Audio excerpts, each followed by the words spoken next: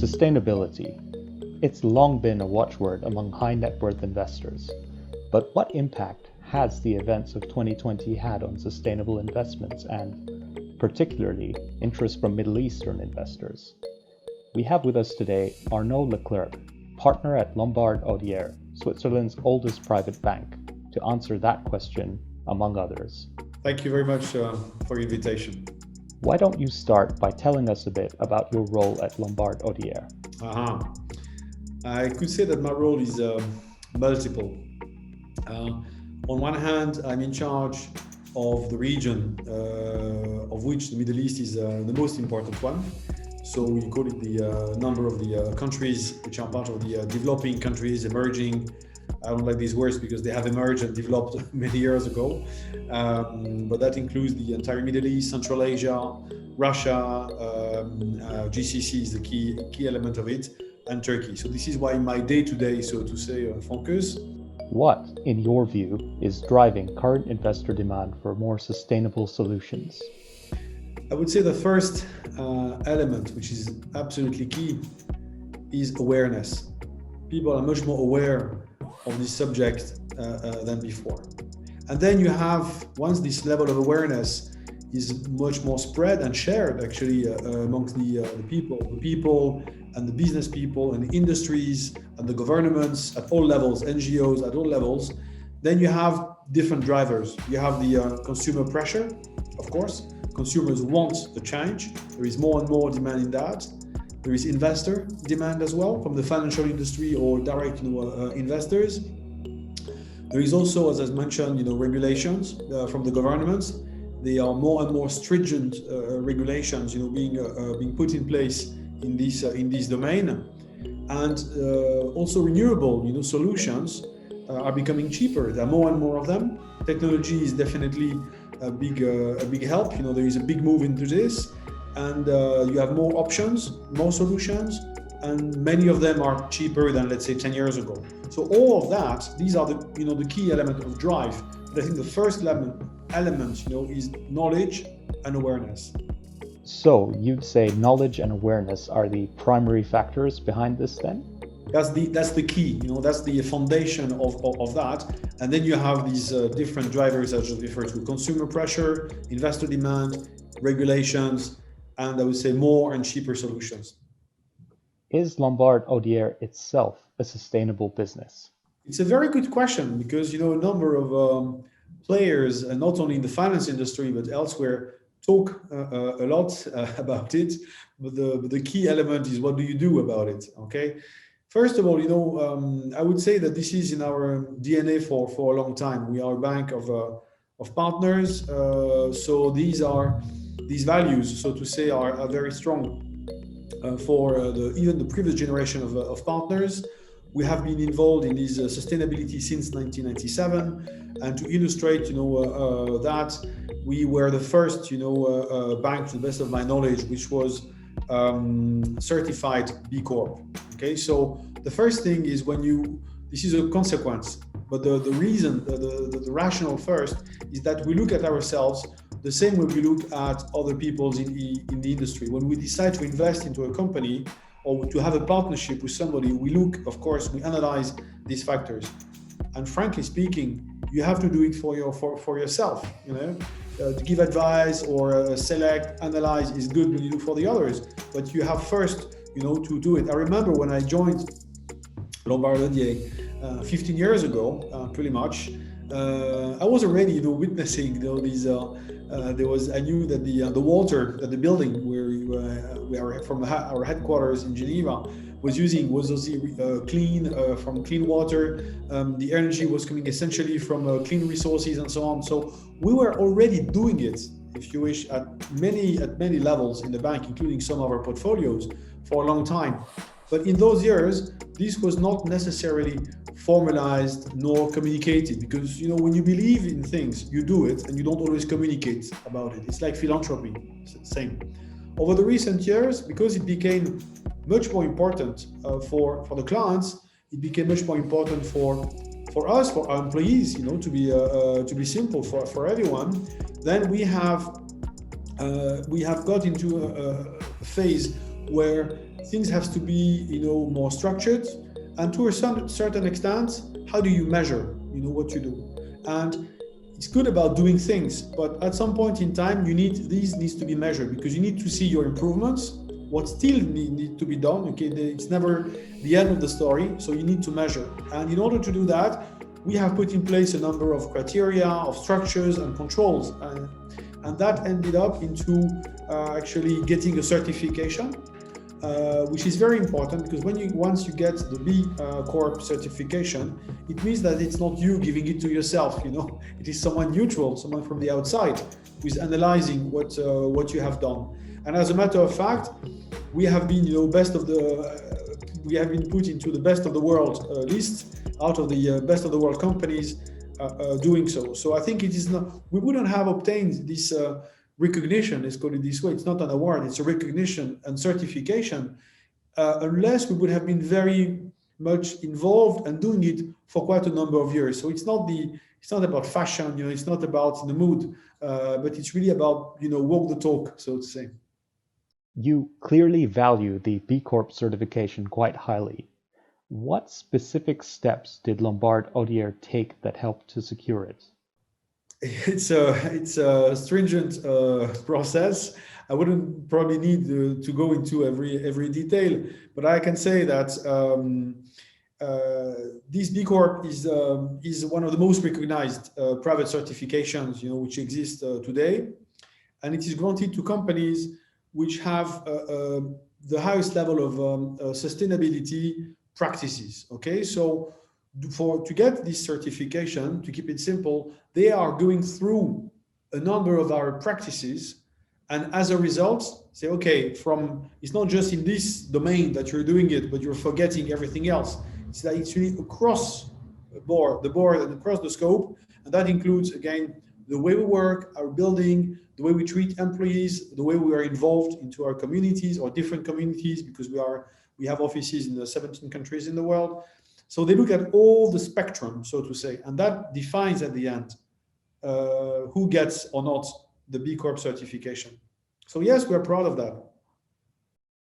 I've read that one of Lombard Odier's strengths is your proprietary ESG and sustainability investment analysis frameworks.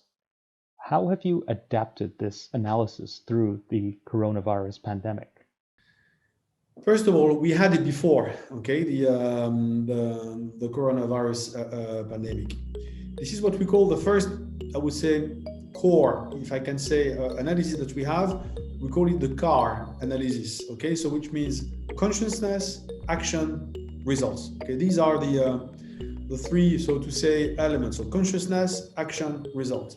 And this we have applied into our investment philosophy for quite some time. But what we have done over time, and actually we still continue to do it, again, it's a never-ending exercise, is to put in place the proper metrics, to monitor that. Let me give you another example, which is a bit more recent, what we have done recently in 2020. This is the Lombard Odier portfolio temperature alignment tool. So this is to analyze from companies, and to a certain extent, this is a looking forward metric to help the investors understand and perceive, so to say, what is the impact or the direction that a company is taking, and in other words, to which extent is it aligned with the Paris Agreement? So this is very focused on the climate change, of course, which is probably the cornerstone of many sustainable and issues that you can see in the world today. So this is typically one innovation that we have done more recently. There are a few others, but this is, I think, a key one. We can go to discuss a few others as well. Is sustainability naturally a topic that resonates with investors and particularly your clients in the Middle East? Let's say for our clients worldwide, I would say more and more. Clients are more and more demanding in that. And this is not just a question of generation. Of course, you could say that the younger generation is more demanding on that. To a certain extent, the answer is yes. Okay, and we work a lot with the next generation of our clients. We keep our clients sometimes in Lombard Odier for 3-4 generations, and of course we know now the new generation.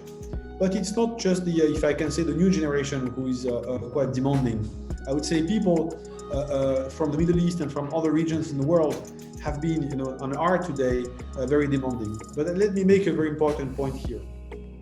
The way we look at it, and especially the investors look at it, it's not just about being ethical. It's not just about ethical investing. Of course it is, and to that extent, it resonates a lot in the Middle East, especially with our Islamic finance offering. But at the end of the day, it's about returns as well. It's not just being convinced. We're not an NGO.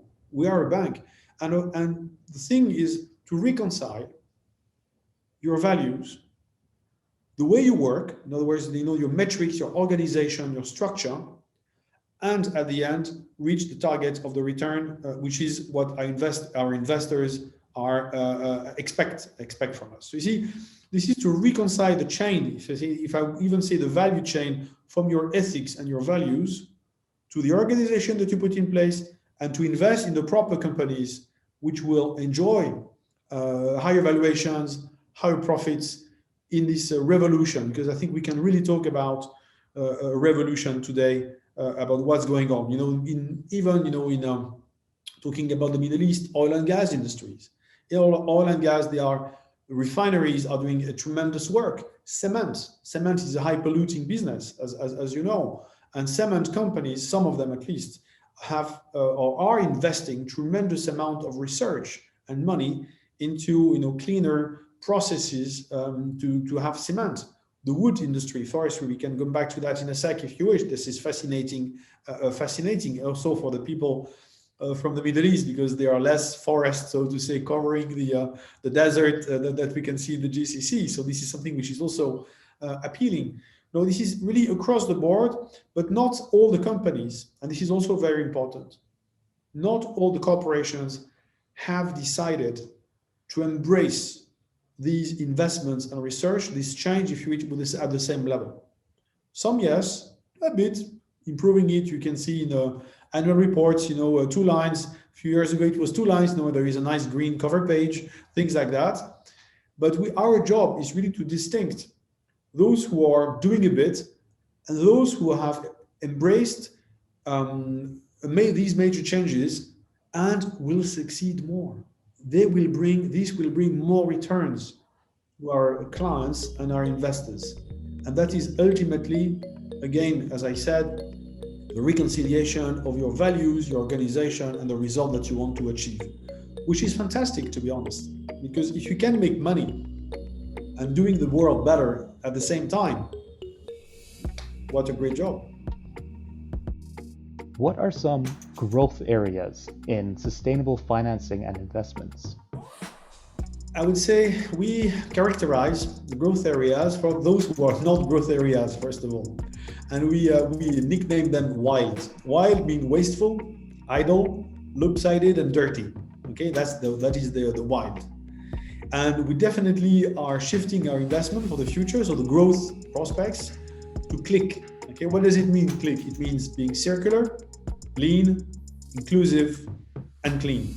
So definitely you see the industries, companies which are wild, we stop investing in them. And now we have shifted into the growth businesses, which is clean, the click, so to say. Let me give one example about forestry, which was just touched upon. Forestry is amazing, okay? Not only because it has 80% of the biodiversity of the world, but this is the industry, one of the industries where basically you reconcile nature and technology. Let's take the fashion industry, our clothes and all the fashion industry, which everyone can catch. In fact, some emerging technologies will allow the fashion industry to become cleaner. Today, fashion industry is about 3 trillion, business worldwide, very substantial, and it corresponds about to 20% of global waste in water in the world. Not only that they're using oil, derivatives as polyester and stuff like that, which ultimately end up in the oceans, plastic. if you manage, as today it is possible, to have, fashion and your clothes made out of wood, this is typically one of the best examples of the circular economy. You make a better use of nature using technology to have something clean, working, and stop polluting the world, and still having the same comfort. So this is another use of cellulose, and this is the best use of tree, okay, to do that. And at the same time, when you have a better management of forestry, you also have a better management of carbon sink, because today, except the ocean, which is more difficult obviously to manage, forestry is the largest territorial carbon sink that you can think of in the world. So you see, there are many of these, but basically reconcile technology and nature, make a better use of nature, a more intelligent and smarter use of nature. Still, at the end of the day, having great fashion, great designers using it, but having something clean. And again, technology is here already. It is possible, and that is happening. Arnaud, do you see a natural link between sustainable investments and Islamic investment solutions? Yes, for us, they are really embedded. Sustainable investments is about ethics. It's about respect, a certain number of rules. When we started to have Shariah-compliant investments, our portfolio, which is pretty successful across the Middle East, we have already from day one, so already back in those years, embedded it into our sustainable offering. Because you see, investing is also, as we said at some point, is about values and ethics. And in addition to that, to be compliant, to be Sharia compliant, means also being certified, and so that it's not just about, again, nice ideas or to respect, but to really do it properly, and if I can say, by the book. So for us, they are really together. There are certain things you should not do, okay, in terms of investing. And Sharia, Islamic finance and Sharia compliant investments do respect that and are fully aligned with all this. As a matter of fact, we were awarded in 2020 during the crisis, as the best Sharia portfolio mandate in the industry, which was for us a great honor and recognition. And again, walk the talk, and these are embedded and work together. As a matter of fact, the performance for Middle Eastern clients who are investing in this, the performance was really stellar in 2020 for this portfolio, as a matter of fact. Finally, 2020 was a, let's say, challenging year for virtually every industry. How did the pandemic affect Lombard Odier's clients and operations in the Middle East? I would say two elements to remember this very special and peculiar 2020 year. The first one is the beginning of the year, when the pandemic exploded, so to say, and most of the entire world, was like suddenly frozen. Of course, our clients were extremely concerned about their portfolios, about their savings, with us as with any other bank. The fact that back in March, our economists and specialists decided that in fact we should remain invested in certain aspects, actually allowed us to enjoy the rally which came, for this, especially the second half of the year. So ultimately, we have tightened the seat belts, if I can say. We said, let's go together. This is our analysis. There was a rationale, of course, about it. We're expecting central banks, to intervene massively, which they did, and to sustain, so to say, a lot of the market and the different economies. So that was the main scenario. About the Middle East, something which is a bit specific about the Middle East, which is that, in fact, the extraordinary consequence of that is that we have never been so often in our clients' homes. You know that in the Middle East, you tend to meet your clients in your office, in hotels, but not so often at home. You can go to the majlis, of course, but not so often in their homes. Our clients had to stay home. And before also they were traveling a lot, business people. It was sometimes difficult to catch them, between when they are traveling here and there. They had to stay home. So thanks to technology, we were much more often in contact with our clients during this time, not only because they had time for us, not only because they were concerned about the situation, but also because we felt now is the time that we have to be as close as possible to most of them. Because some were very worried about their health, some family members, they lost some family members. Unfortunately, I have to say that I have written a number of messages of condolences, to our clients for their members, family members. And usually, you're not always aware of the situation. So I have to say that as an unplanned consequence, this situation actually brought us even more closer to our clients and to decide about the future, how we can rebuild also the future. And a number of them have, reconsidered how to transmit to the next generation, how to change their portfolio to more sustainability. There are a number of thoughts, that maybe many of them didn't take the time. They were thinking of it. They were even doing it a bit, but we saw that this situation as an acceleration of what was already, so to say, taking place. And somehow, again, as I say again, we never were so close, as close as we were during this time to our clients. It was amazing, actually.